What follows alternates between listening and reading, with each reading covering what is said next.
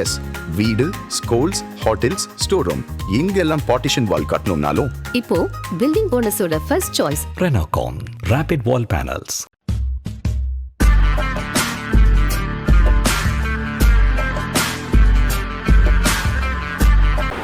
வணக்கம் ஜெயஹிந்த். இன்றைக்கி நம்ம சேனலில் பாகிஸ்தான் பற்றி ஒரு மிக முக்கியமான அப்டேட் பார்க்க போகிறோம். 2021 தாலிபான்கள் ஆப்கானிஸ்தானை கைப்பற்றின பிறகு அங்கே ஒரு மிக முக்கியமான சம்பவம் நடந்துச்சு. அந்த காலகட்டங்களில் நம்மளுடைய ஊடகங்களில் மிகப்பெரிய லெவலில் பேசப்பட்டது அது ஒன்று தான்.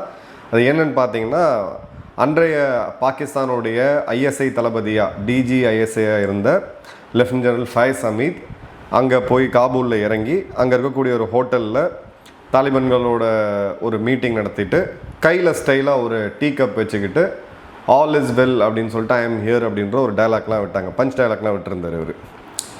இப்போது இந்த ஐஎஸ்ஐயோடைய முன்னாள் தளபதியை 14 வருடம் சிறை தண்டனை கொடுத்துருக்காங்க.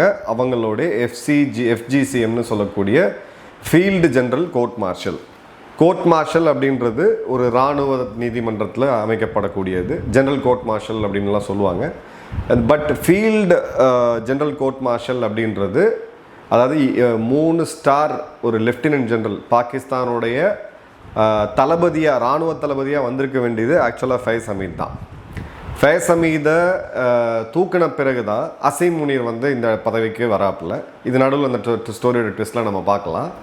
ஃபயஸ் ஹமீத் இப்போது 14 வருடம் சிறை தண்டனை எஃப்ஜிசிஎம் அப்படின்றது உலகத்தில் இருக்கக்கூடிய இராணுவங்களில் ரொம்பவும் ஒரு அரிதான இது ஒரு நிகழ்வு அப்படின்னே சொல்லலாம். பட் அப்பீல் கொடுத்துருக்குறாங்க. இப்போ என்ன அப்படின்னு பார்த்தீங்கன்னா, ஃபஸ்ட்டு யார் இந்த ஃபயஸ் ஹமீத் அப்படின்றத பார்ப்போம்.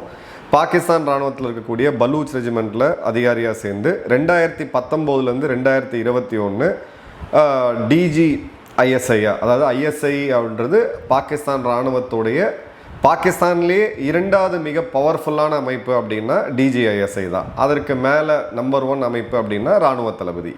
ஸோ நம்பர் 2 இருந்தால் 2021 ஒரு 4 வருடத்துக்குள்ளே ஏற்கனவே ஒரு வருடம் சிறை தண்டனை அனுபவிச்சிட்டாப்பில் இன்றைக்கி 14 வருடம் ஜெயிலுக்கு போகிற அளவுக்கு என்ன ஆச்சு அப்படின்றத பார்க்கணும். இப்போது இதுக்கு முன்னாடி டிஜி கவுண்டர் இன்டெலிஜென்ஸாக இருந்தாப்புல. கவுண்டர் இன்டெலிஜென்ஸ்னு இவங்க சொல்கிறது உள்நாட்டில் இருக்கக்கூடிய அரசியல்வாதிகள் மற்றும் அவங்களுடைய சக இராணுவ அதிகாரிகளை கண்காணித்து வைக்கிறது. அதற்கு முன்னாடி அவங்களோட 16 டிவிஷனுடைய தளபதி ஜிஓசி, அதன் பிறகு பார்த்தீங்கன்னா கோர் கமாண்டர் பெஷாவர் மற்றும் பாவல்பூர். ஸோ பாகிஸ்தானுடைய இராணுவ தளபதியாக ஆகிறதுக்கு 2 ஸ்டாம்ப் வந்து முக்கியம். அதாவது நம்மளில் எடுத்தீங்க அப்படின்னா டிவிஷன், கோர், கமாண்ட். அந்த கமாண்டில் இருக்கக்கூடிய யாராவது ஒருத்தர் தான் வந்து இராணுவ தளபதியாக வருவாங்க. பாகிஸ்தானில் கமாண்ட் ஸ்ட்ரக்சர் கிடையாது. ஸோ கோர் கமாண்டரில் யாராவது ஒருத்தர் கண்டிப்பாக நீங்கள் வந்து ஒரு கோரை கமாண்ட் பண்ணியிருந்தால் மட்டும்தான், ஒரு படைப்பிரிவு தளபதியாக இருந்திருந்தால் மட்டும்தான் நீங்கள் இராணுவ தளபதி ஆக முடியும். ஸோ அந்த இடத்துல இவர் வந்து எல்லா அந்த பாகிஸ்தானோட இராணுவ தளபதி ஆகிறதுக்கான எல்லா பாக்ஸையும் வந்து டிக் பண்ணுறாரு. மிக முக்கியமாக அன்றைக்கி இருந்த கவர்மெண்ட் நவாஸ் ஷெரீஃபுக்கும் அன்றைக்கி இருந்த இராணுவ தளபதி குமர் பாஜ்வாக்கும் இருந்த பிரச்சனையில் குமர் பாஜ்வாக்கு நவாஸ் ஷெரீஃப் பண்ணது கொஞ்சம் பிடிக்காமல் ஆட்சியை விட்டு தூக்கணும்னு முடிவு பண்ணும்போது ஒரு புது ஃபேஸ் தேவைப்பட்டது. அந்த புது ஃபேஸ் தான் அன்னைக்கு இதுவாக இருந்த பிரபலமாக இருந்த இம்ரான்கான்.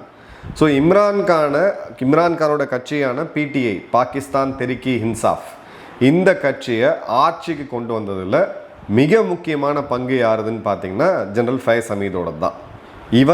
இவங்களை ஆட்சிக்கு கொண்டு வந்தது, இம்ரான்கானை கொண்டு வந்து பிரதமராக உட்கார வச்சது இவங்க தான். ஏன்னா நவாஸ் ஷெரீஃபை தூக்கி போட்டாங்க, நவாஸ் ஷெரீஃபை நாடு கடத்தினாங்க. அது எல்லாமே பார்த்தோம்.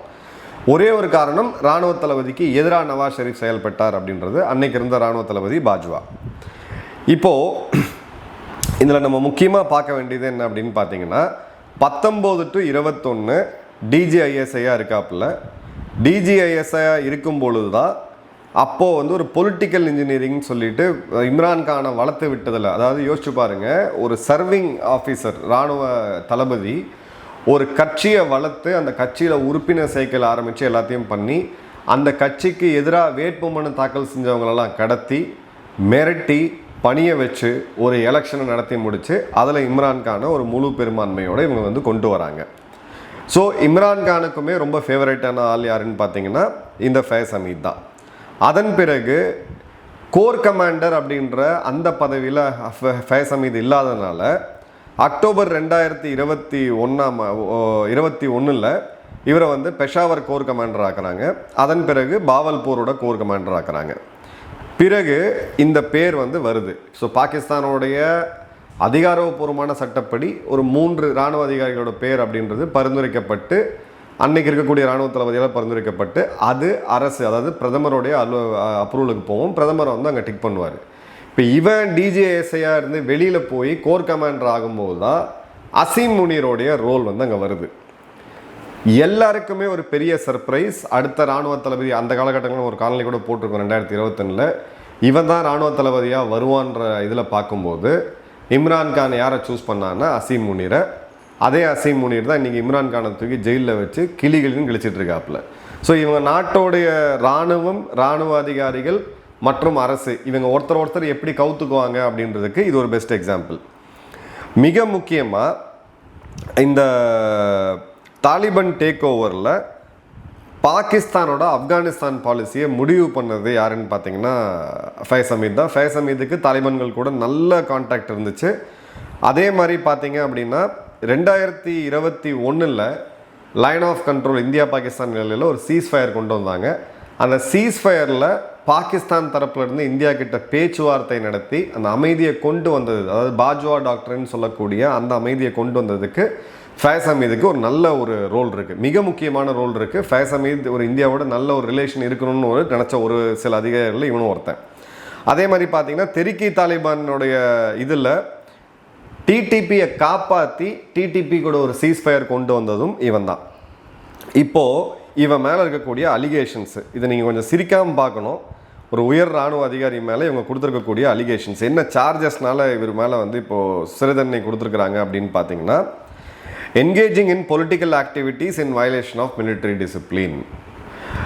அரசியல் நடவடிக்கைகளில் நிகழ்வுகளில் அரசியல் நடவடிக்கைகளில் ஒரு பொறுப்பு வகிக்கக்கூடிய இராணுவ அதிகாரி இறங்கியிருக்கக்கூடாது, அது இராணுவத்துக்கு எதிரானதுன்ட்டு. அப்போ அசீம் முனீர் யார், இல்லை இவங்க இதுக்கு முன்னாடி இந்த இராணுவ தளபதிகள் இவங்க அரசியலில் இறங்கவே இல்லையான்னு கேட்டிங்கன்னா இது வந்து ஒரு சிரிக்கத்தக்க ஒரு விஷயந்தான். அது ரெண்டாவது எடுத்தீங்க அப்படின்னா violation of official secrets act, ராஜாங்க ரகசியத்தை வெளியில் சொன்னாங்க அப்படின்னு சொல்லிட்டு detrimental to the safety and interest of the state. இது யாருக்கு சொன்னாங்க, என்ன ரகசியம், அதை பற்றி எந்த டீட்டெயிலுமே கிடையாது, ஜஸ்ட் இந்த இது மட்டும் இருக்குது. அதே மாதிரி பார்த்தீங்கன்னா misuse of authority and government resources causing wrongful loss to individuals. அதாவது கவர்மெண்ட் ரிசோர்ஸை மிஸ்யூஸ் பண்ணுறதுனா உங்களுக்கு அலுவலுக்கு கொடுத்த ஒரு வண்டியை நீங்கள் வந்து பர்சனல் யூஸ் பண்ணுறீங்க, அந்த மாதிரி ஒரு சப்பக்கட்டாக ஒரு 4 சார்ஜை போட்டு அதில் வந்து ஒரு 14 வருடம் இப்போ சிறை தண்டனை கொடுத்துருக்காங்க. இப்போது நவாஸ் ஷெரீஃபை கவுத்ததில் இம்ரான்கானை உள்ளே கொண்டு வந்ததில் பாஜ்வாக்கு ரைட் ஹேண்டாக செயல்பட்ட மிக பவர்ஃபுல்லான ஒரு ஆள் தான் வந்து ஃபைஸ் அமீத். அதே மாதிரி பார்த்தீங்க அப்படின்னா ரைவல் பவர் சென்டர், அதாவது இம்ரான்கான் விழுந்த பிறகு இவங்களையும் ஒன்றிணைச்சதும் பார்த்தீங்கன்னா இவ்வளோ தான். இவ்வளோ ஒரு நல்ல ஆளை வந்து எப்படி இது பண்ணாங்கன்னு பார்த்தீங்க அப்படின்னா கிளியர் கட்டாக அசீம் முனீருக்கு எதிராக போனது ஒரு மெயின் ரீசன். ஏன்னா அசீம் முனீரோடு வந்த பிறகு இராணுவம் மற்றும் அவங்களுடைய அரசியல் இது ரெண்டோட கண்ட்ரோல்லையும் அசீம் முனீர் கம்ப்ளீட்டாக கையில் எடுத்திருக்கான். அதில் மிக முக்கியமாக இந்த ப்ரோ பிடிஐ நெட்வொர்க் இம்ரான்கானுக்கு ஆதரவாக ஹபீஸ் இப்போது இவன் மாதிரி ஃபைஸ் அமீத் மாதிரி நிறைய பேர் உள்ளே இருக்காங்க. அவங்க எல்லாரையும் களை எடுக்கணும்னு சொல்லிட்டு அதில் 2 முக்கியமான பேர் போன வருடம் அவங்களுடைய விமானப்படையோடைய ஒரு மேஜர் ஜெனரல் பாலக்கோட் ஸ்ட்ரைக்கில் சரியாக வேலை செய்யலைன்னு சொல்லி கோர்ட் மார்ஷல் பண்ணி ஜெயிலுக்கு அமிச்சாங்க. 14 வருடம், அதன் பிறகு அது கம்மி பண்ணி 4 வருடம் ஆக்கப்பட்டுச்சு. அதன் பிறகு இப்போ 2வது பார்த்தீங்க அப்படின்னா கிளியர் கட்டாக இப்போது ஃபைஸ் அமீதை தூக்கியிருக்கிறாங்க. ஃபைஸ் அமீத் ஆக்சுவலாக அசீம் முனீரோட குவாலிஃபைடான ஆள் இந்த பதவிக்கு வரத்துக்கு. பட் இப்போது வந்து ஒரு 14 வருடம் சிறை தண்டனை வந்து கொடுத்துருக்குறாங்க. ஸோ இவங்களுடைய இதில் பார்த்தீங்க அப்படின்னா ஒரு காலத்தில் ஐஎஸ்ஐயோட தளபதி அப்படின்றது ஐஎஸ்ஐக்கு தான் வந்து அந்த நாட்டோடைய கண்ணு காது எல்லாமே. அதோட தளபதியாக இருக்கிறவன் இப்போ போகிறான்னா கிளியர் கட்டாக ஒரு இன்டர்னல் செட்டிலிங் ஆஃப் ஸ்கோர்ஸ் தான் சொல்லுவாங்க. உள்ளுக்குள்ளே அசீம் முனீருக்கு எதிரியாக யாருமே இருக்கக்கூடாது, டவுட்டே வேண்டாம் அப்படின்னு சொல்லிட்டு.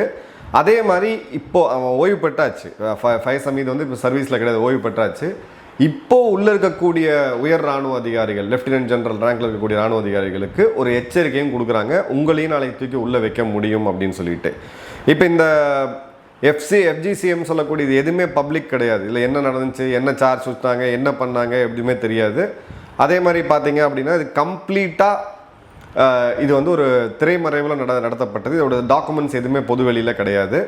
அதே மாதிரி பார்த்தீங்க அப்படின்னா இந்த பொலிட்டிக்கல் இன்ஜினியரிங் இவன் பண்ண அக்கிரமத்துக்கெல்லாம் இவன் வந்து அனுபவிக்கிறான் அப்படின்னு சொல்லிட்டு ஒரு ஒரு இப்போ தியரி இருக்குது. அதாவது அவங்க ஒரு சைடு சார் வந்து சொல்லிட்டு இருக்காங்க.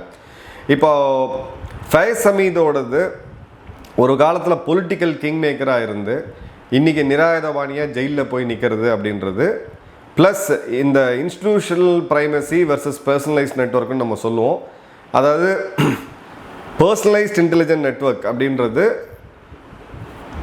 இனி வேலைக்காகாது.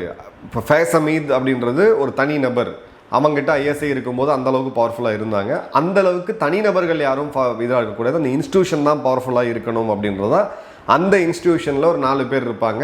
ஸோ இனி வரக்கூடிய காலங்களில் அசீம் முனீருக்கு எதிரியாக யார் யாரெல்லாம் இருக்காங்கன்றத ஐஎஸ்ஐ தளபதி பார்த்து அவங்கள ஃபுல்லாக களையெடுத்து இது மாதிரி வண்டியை இது பண்ணிட்டாங்க, எக்ஸ்ட்ரா 2 டீ சாப்பிட்டாங்கன்னு சொல்லி ஏதாவது ஒரு காரணத்தை சொல்லி ஜெயிலில் போடணும் இல்லை தூக்கணும் அப்படின்றதா பாகிஸ்தானுடைய வரலாற்றில் முதல் ஐஎஸ்ஐ தளபதி ஜெயிலில் இருக்கிறது இதுதான் முதல் முறை.